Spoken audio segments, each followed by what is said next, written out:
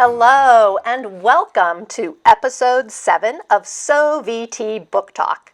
I'm your host, Karen Simpson McVicker, and I'm excited to have Jess Hunsaker back in the co-hosting chair this month. Hi, Jess. Hi, it's so good to be back. I know, we missed you. Tell us a little bit about the Booksellers Conference. It was so much fun. I got to go to Cincinnati. I'd never been to Cincinnati before. Lovely city, surprisingly very artsy. But yes, it was great literary fun. I got to meet so many people from the book world. I was kind of starstruck at times, but it was an incredible experience. Oh, well, welcome back. Oh, thank you. And I should say happy spring as well. We're excited to be in a new season with everyone.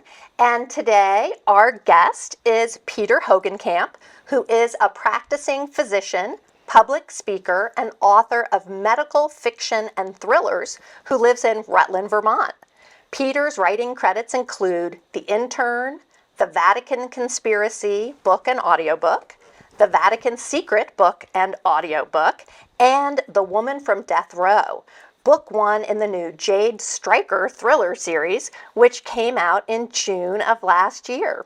Peter can be found on his author website as well as his personal blog, Peter Hogenkamp Writes, where he writes about just about anything. Peter's the creator, producer, and host of Your Health Matters, a health information program which airs on cable television and streams on YouTube. Peter was a finalist for the prestigious 2019 Killer Nashville Claymore Award, as well as the 2020 Vermont Writers' Prize. He posts on X against the wishes of his wife, 4 children, and his Bernedoodle named Enzo. He can be reached on his Facebook page and at peterhogenkampbooks@gmail.com. We're thrilled to have you on SoVT Book Talk. Thanks for joining us, Peter. Well, I'm thrilled to be here. Thanks for having me. I appreciate it. Well, I think the question Jess and I were talking about this sort of before the show is, here you are, a successful physician. What made you want to start writing novels? Had you always wanted to be a writer? Always wanted to be a writer. When I was in grammar school, my 4th grade teacher thought that I was, kind of really encouraged me. He says, you seem to be a decent writer. And so I wrote a story in the 4th grade about a policeman and his dog, but I wrote it from the viewpoint of the dog. Mm-hmm. And she's like, this is really good. You should send this out. So I figured I'd start at the top. I sent it to the New Yorker, and which I used to read when I was 10, by the way. Okay. And they sent me the most lovely rejection letter and a year's worth of the New Yorker magazine. Oh, so I was a paid writer when I was 10. It was also the first of many, many, many rejections. But I always loved to write. I was a big Alistair MacLean fan when I was little, still am. And when I was 14, I wrote a novel, basically almost like a modern day Alistair MacLean novel. And I got about 100 pages into it, and I showed my dad. And he looked at it. I remember my father was a wonderful guy. He had this kind of 2 sides of him. He was an accountant, and he was always serious and methodical about his work, but he had this kind of playful side too. We always liked the playful side better. Mm-hmm. But anyway, he read it and he goes, I think this needs work. and I wanted to remind him I was only 14 years old. But so when I went to college, I wanted to be an English major and specialize in creative writing. And he said to me, listen, he said, what would you have to say at your age? He goes, don't you think you should go out and live your life and get experience and learn what life is about? He goes, why don't you go do something else and then be a writer as a sideline? So all my writing stopped when I got into college. So I went to college. After college, I spent 3 years in Europe, which I very much enjoyed. And then I went to medical school and then residency and I had, young family and stuff. And I barely had time to read non-medical stuff, much less write. But one day, I was 39, almost 40, and I got this itch to start writing again. And I dug up one of my college notebooks, which I still had in the cellar somewhere. And I started writing this novel, which became the book, The Lazarus Manuscript, which, is still sitting in my drawer kind of thing. And when people ask me about writing, I always tell them, it's like, listen, write a novel. Sit down, write a novel. And when it's done, put it in your drawer and close it and then start on the next one, because I learned so much during that process, and if I go back and read it, I realize I really improved as a writer. So that's what happened. I was 39 years of age, writing, and one night I was scribbling away, and my wife comes down. The kids are in bed, and she sees me writing. She's like, "What are you doing?" I said, "I'm writing a novel." She's like, "Great, Peter Hogenkamp. You work 60 to 80 hours a week as a physician. You've got 3 kids. We now have 4, but we had 3 at the time." She goes, "You love to golf and ski, and now you're writing a book." And I said to her, she had known I'd always wanted to write. And she gave me the best advice that's ever been given to me. And I've talked to many best-selling writers, agents, publishers. The best advice was given to me by my wife, who's a very, very bright lady. And she said, "Listen, if you want to write, I'm good with it. But do it for the right reasons." And the right reasons being that you love doing this, that you're finding who you are as a person, and that you're getting some type of meaning in expressing yourself, and you're being fulfilled.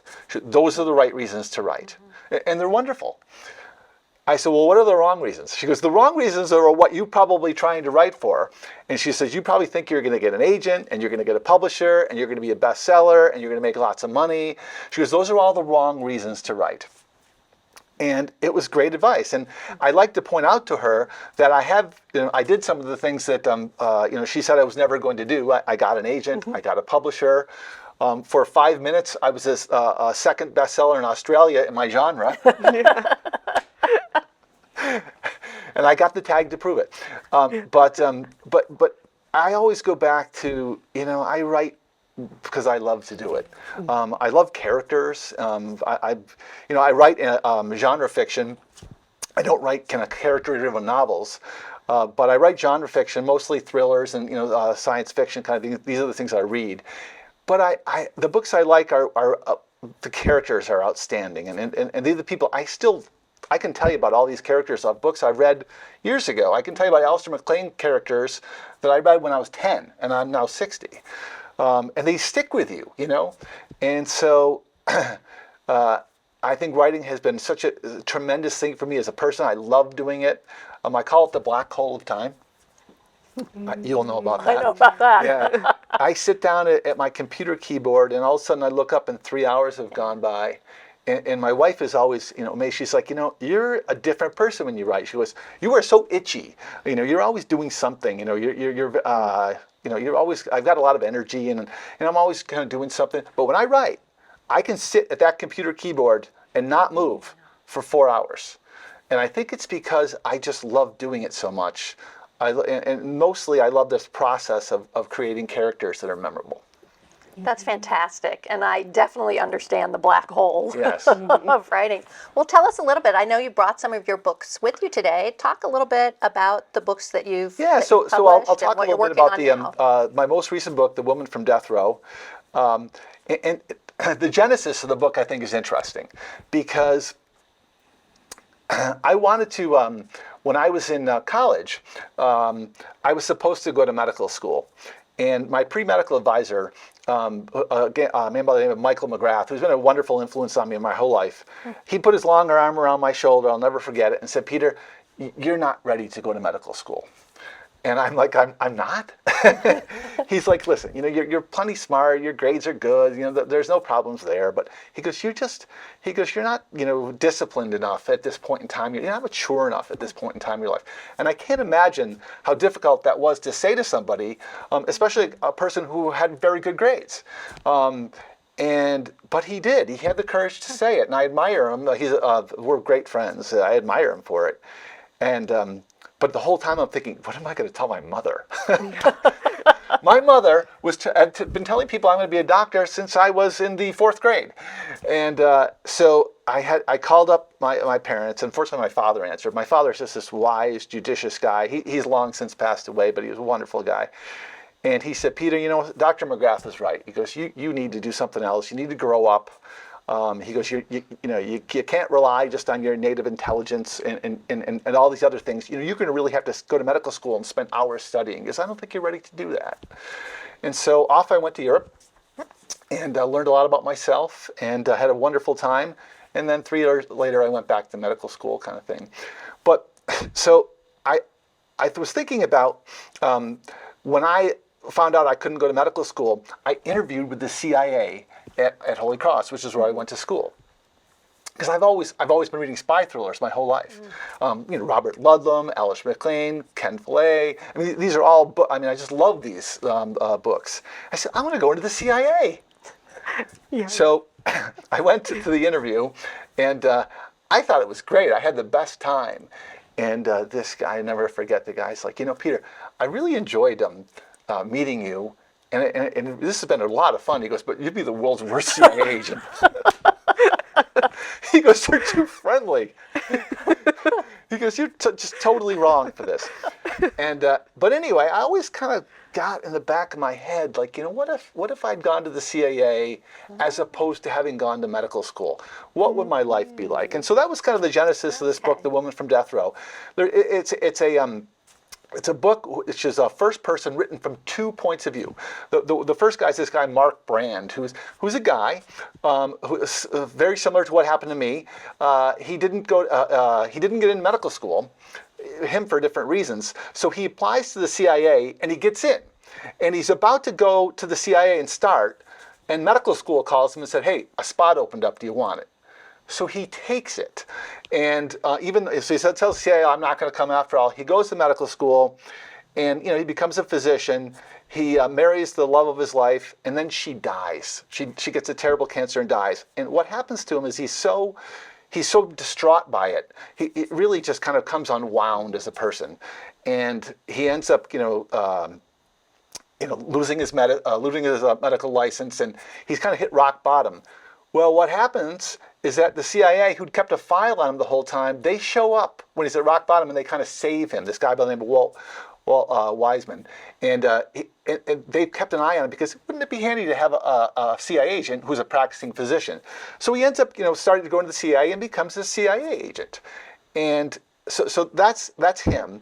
The other side of it is another character I found so interesting is that this woman who grew up, she is the daughter of a stripper in a second-rate strip club in suburban Los Angeles. And because her mother's the star of the show, when she gets pregnant, they let her live there. So she actually grows up in her mother's changing room, and all of her friends or her aunts are strippers. And this is the life that she knows. Her mother's also an OxyContin addict, and is not conscious much, and so she grows up in this life where she has no love. She's not truly cared for. She's just kind of fending for herself all the time.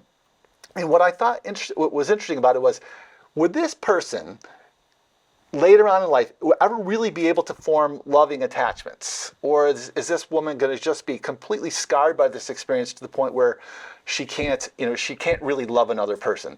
So the beginning of the movie, a book rather, I wish it were a movie. I was going to say, John, is there some I'm news? dropping Is it. there any news in the show? But the opening scene is Jade is a 14-year-old girl. Okay.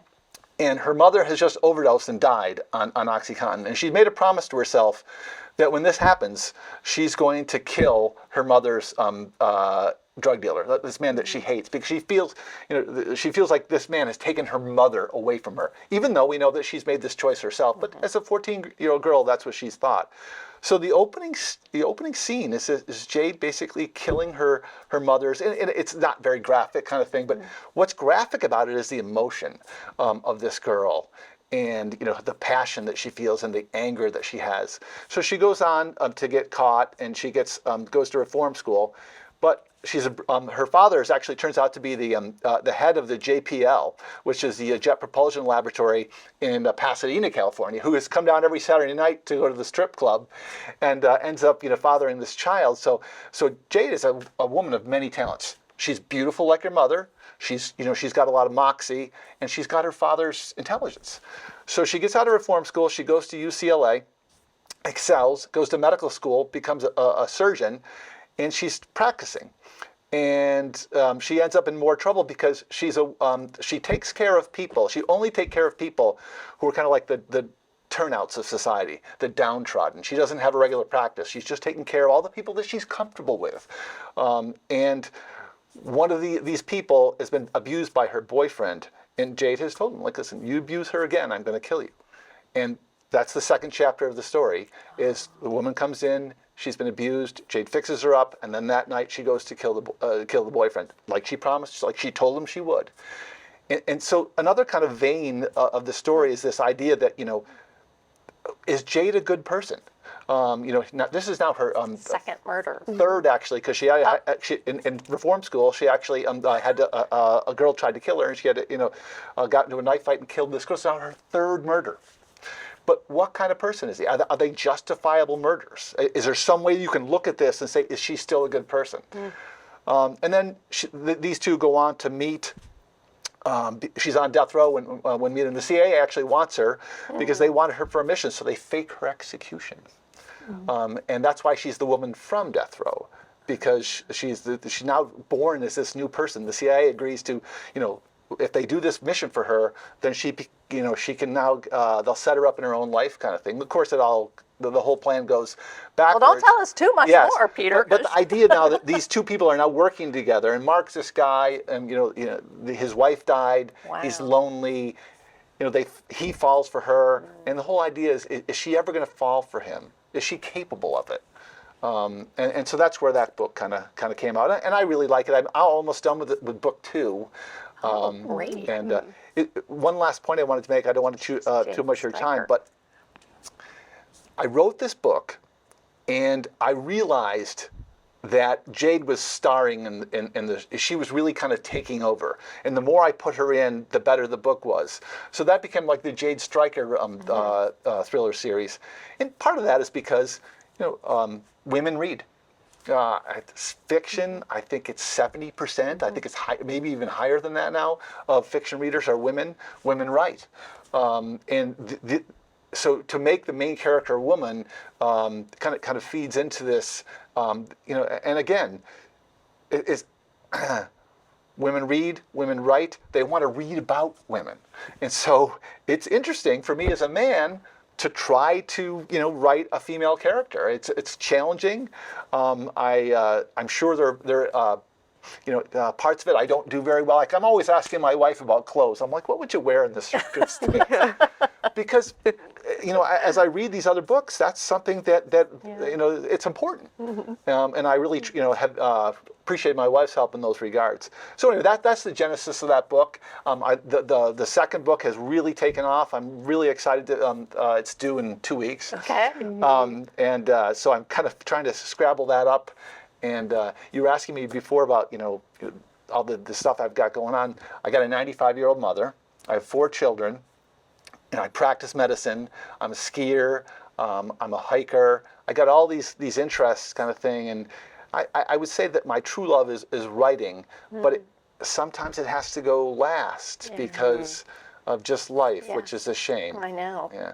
Well, we would love to, if you'd like to join us, something that Jess and I do on most of the shows is we talk about what we're reading, because with this sort of your passion for thrillers and espionage, I'm curious what you might be reading. Would you want to join us? Any of these books, I would love to. Yeah, so we call it Last Now Next. It's the last book we read, what we're reading now, what we're hoping to read next. Okay. So join us. So tell us what's on your list. So the last book I read is The Dance of Death. And it's a book by these co-authors. I'm sure you've heard of them, Lincoln and Child. Oh, yeah. Yeah. Okay. So these guys, it's a team of guys, and they are brilliant writers. They've come up with this character by the name of Aloysius Pendergast, and he's a kind of an FBI agent, but he's really the United States incarnation of Sherlock Holmes. Okay. He's a tremendously eccentric character, and I have to be interested. When I read it like 20 years ago, I was younger, and I didn't quite, you know, like it as much as their other books, but I picked it up recently again, and I'm fascinated by this guy. I love his eccentricity. He's such a complex, deep character. If you haven't read any of Lincoln and Child, and you like thrillers, they're fantastic, especially since they always write about something that's, you know, either supernatural or science fiction. You learn something. It's fascinating, the things, and they're wonderful. Their prose is fantastic. You know, I've heard some people talk about thrillers before, and, you know, that it's, you know, it's action based and it's based on pacing and stuff like that, and that the writing isn't very good. if you read Lincoln and Child, you wouldn't say that. They're tremendous, great writers. The book I'm reading now is actually, do you know Blake Crouch? So he wrote Dark Matter, which is probably one of the most, he also, most recent book is Upgrade. And Blake is a fantastic writer. He's also another guy that has great prose.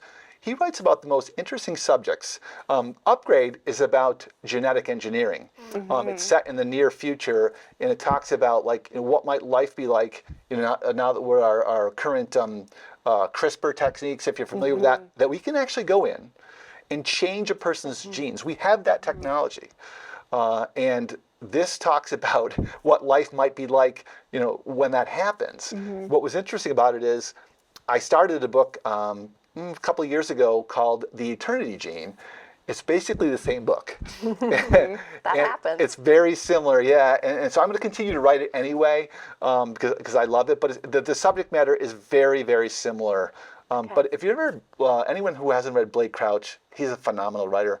Next is Greg Hurwitz. If you guys know the Orphan X series. Yeah. Yeah. So it's The Lone Wolf, which just came out in February. Greg's phenomenal, and he's also a great prosist and writes tremendous characters. Awesome. Great. What do you guys read? Yeah, Jess? Okay, I'll get into my little pile. So I am deep into the Booktopia books, and I'll talk a little bit more about Booktopia in just a minute. But my first one that I read, these ones, some of them haven't come out yet, but they will be coming out soon. Of course, I have some special, access to books early, so I can give you guys the inside scoop and let you know what to keep an eye out for. This book, Sipsworth by Simon Van Boy, is amazing.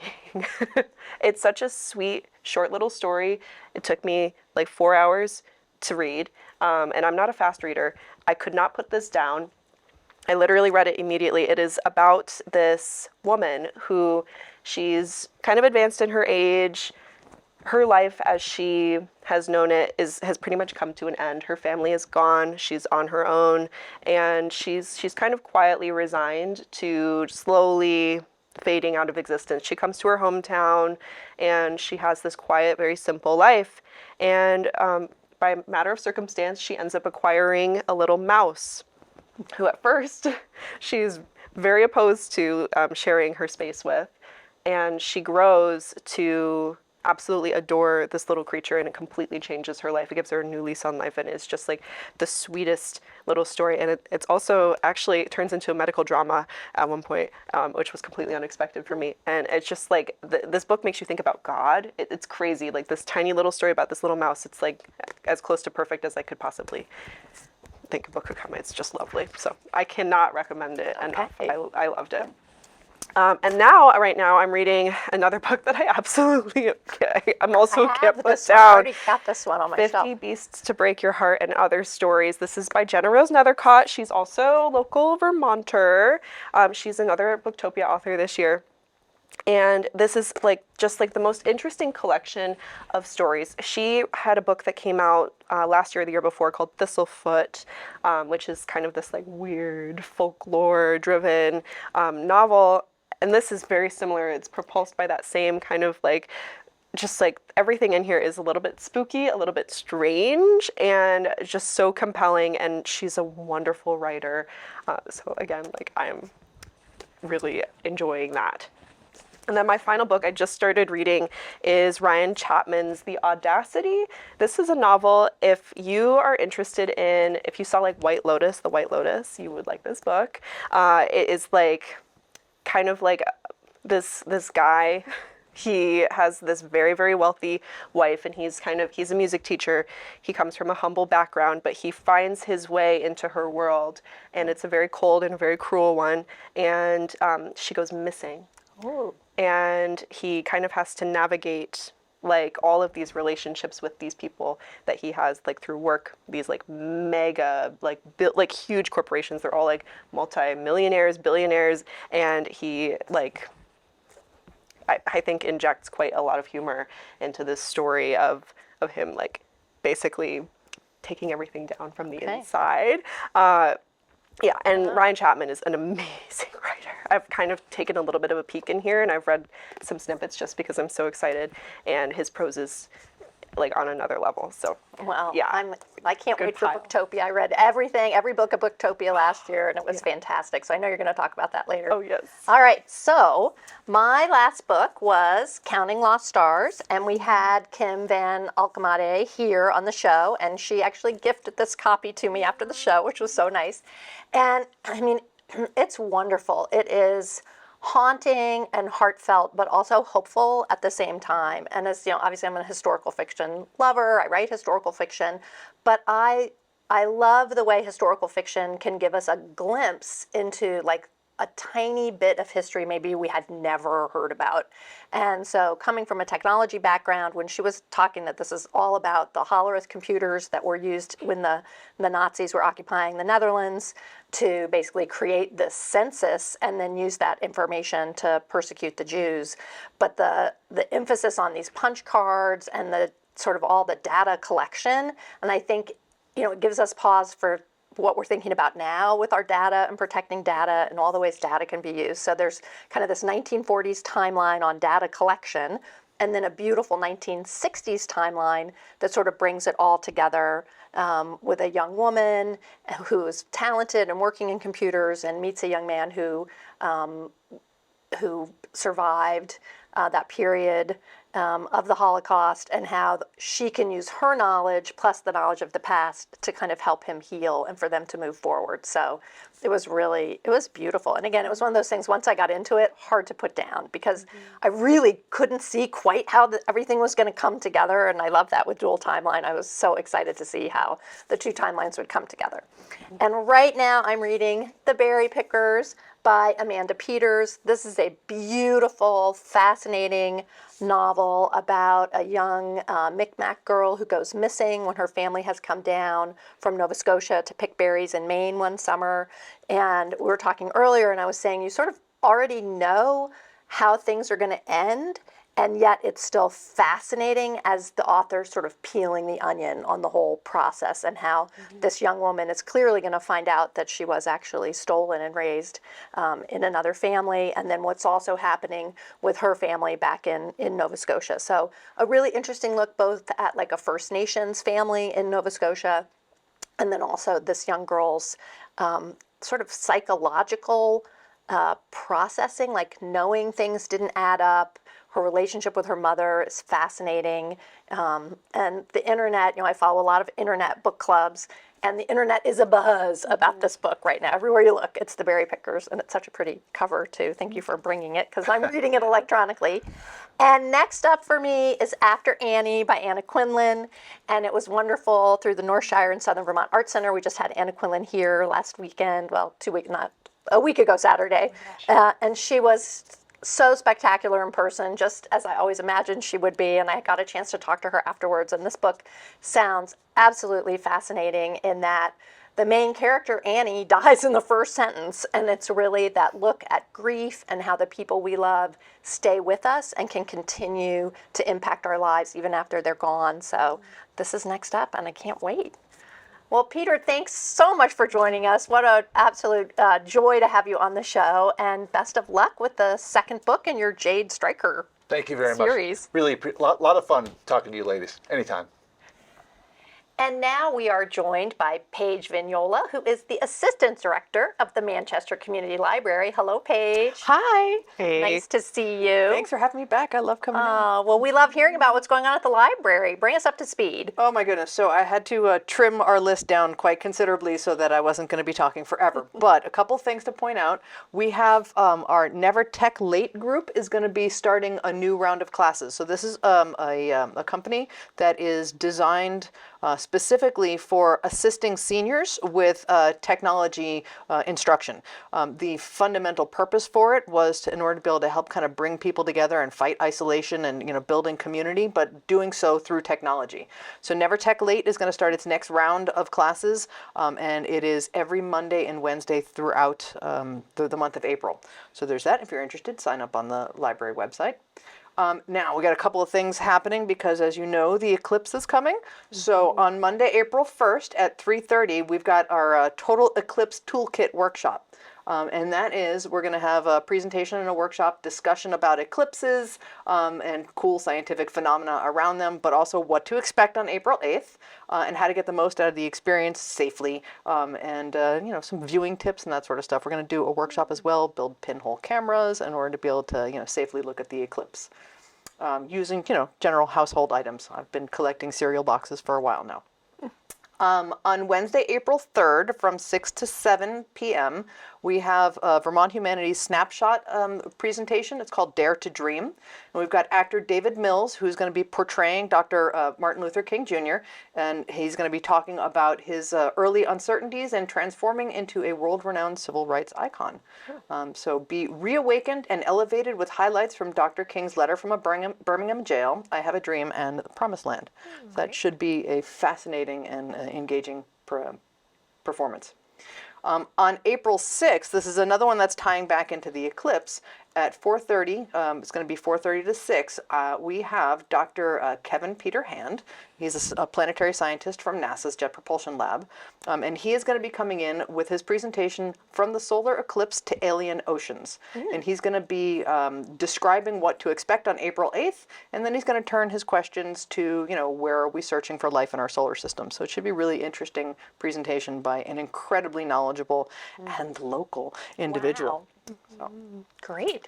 April 11th, we have Maintaining the Long Trail, right? So the library's been kind of building relationships with the Green Mountain Club in order to be able to kind of help promote a little bit of what the Green Mountain Club does, help drive volunteers to them, help, you know, build donations for them. So the Green Mountain Club was founded in 1910 with one goal, and that was to build a long-distance hiking trail that spans the length of Vermont's mountains, the Long Trail. So on April 11th, Lauren Currier, who is the volunteer coordinator at the Green Mountain Club, he's going to be coming in to talk about how the Green Mountain Club continues to maintain and manage the Long Trail, as well as how it invests its resources so that everyone can enjoy Vermont's hiking trails. And then, second to last on my list, I was going to say last, I realize it's April and I haven't said anything about poetry. So on Wednesday, April 24th at 1 o'clock, we have actor Stephen Collins coming in order to be kind of celebrating the Bard's birthday. I like to call it the Bard's Birthday Bash. And he's going to be doing Shake Scene, right? And so this is going to be featuring scenes and monologues from Shakespeare's best-known plays, including Macbeth, Taming of the Shrew, Henry V, Julius Caesar, as well as it's an original composition, and it's digging into universal themes like, and I quote, the price of power, the risks of falling in love, and what to do with a murder weapon. So it should be very interesting. And Stephen Collins has come to the library a couple of times, and he is just a completely engaging performer. We love him there. And last but not least, on Thursday, April 25th, I have a wilderness first aid session happening. Now, earlier in the winter, we had a first aid certification course, and that was a 2 full-day thing. We're going to do that again in July, but for people who don't want to spend 8 hours a day, 2 days completely looking for that certification, we're doing a couple of separate courses, and this one in particular is going to be on first aid and splinting. And so if you're a hiker, it's always good to know, you know, what do you need to know in order to be able to help yourself when you're out on the trail.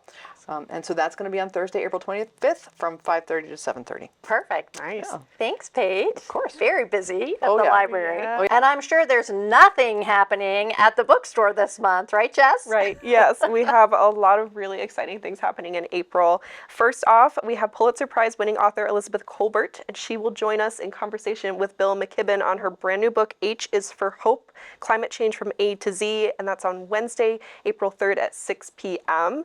This new book, it's a hauntingly illustrated journey through the history of climate change and the uncertainties of the future. Tickets are required for that event, but it is just at our store. Second up, this one I'm really excited for. We have literary icon Julia Alvarez. Ooh. She's the internationally best-selling author of In the Time with Butterflies. She's going to join us. She's going to share her new inventive emotional novel. It's all about storytelling. I have a feeling it's going to be an instant classic. It's called The Cemetery of Untold Stories. And she's going to be interviewed by Joe Donahue. And that will also be in store. Tickets are required again, and that will be Friday, April 12th at 6 p.m.